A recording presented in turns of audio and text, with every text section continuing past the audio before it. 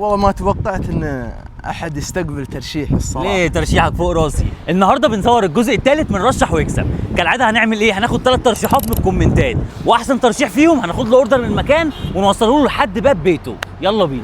اول مكان معانا برجر مشوي اللي موجود في حي الخليج، واللي من ترشيح اكونت اسمه فهد. اول حاجه طلبنا من عنده وجبه فيها سندوتش برجر لحم دبل وبطاطس ومشروب وسعرها 20 ريال. كواليتي اللحمه نفسه كان عادي بس كانت دايبه وطعمها حلو جدا، والبطاطس كانت كويسه بس ناقصها شويه كمون. يعني الملخص بالنسبه لي ان الوجبه لذيذه بس سعرها عالي شويه. تاني مكان بيت البرجر المشوي واللي موجود في حي القدس، واللي من ترشيح اكونت اسمه كينج. طلبنا نفس الوجبه بالظبط، كواليتي اللحمه كانت اعلى شويه وكانت دايبه على الاخر، والبطاطس شبه اللي قبلها، والسعر برده كان 20 ريال فبالنسبه لي عالي شويه. تالت مكان ألذ ميكس واللي موجود في حي السلي شارع الفروسيه، واللي من ترشيح اكونت اسمه طلبنا منه سندوتش شاورما وفطيره لبنه عسل وعصير كوكتيل بدون سكر، وده الطلب اللي ترشح لنا بالظبط. الشاورما كان حلو جدا، التتبيله رهيبه، مش مليان على الاخر، بس هو في النهايه سعره 10 ريال. وفطيره اللبنه عسل كانت احلى حاجه في اليوم، لبنه كتير جدا وعسل نوعه كويس، والفطيره نفسها لذيذه قوي، والعصير كمان كان لذيذ، والوجبه كلها سعرها 22 ريال، وده بالنسبه لي سعر كويس. النهارده الثلاث اماكن افضل من بعض. شكرا لكل الناس اللي رشحت اماكن النهارده.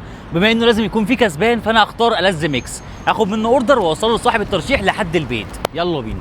هلا والله، شكرا على الترشيح، الف شكر والله، تسلم ايدك. والله ما توقعت ان احد يستقبل ترشيح الصراحه. ليه ترشيحك فوق راسي؟ والله ما توقعت الصراحه. ترشيحك فوق راسي واجي لك لحد عندك مخصوص. والله ولا 1% الصراحه. لا 100% ما شاء الله. والله جزاك الله خير، والله انا اتشرفت بيك. تستقبل كل التعليقات فوق راسي والله. الله جزاك الله خير. خير. الله يخليك. استاذنك انا؟ ابدا استاذنك.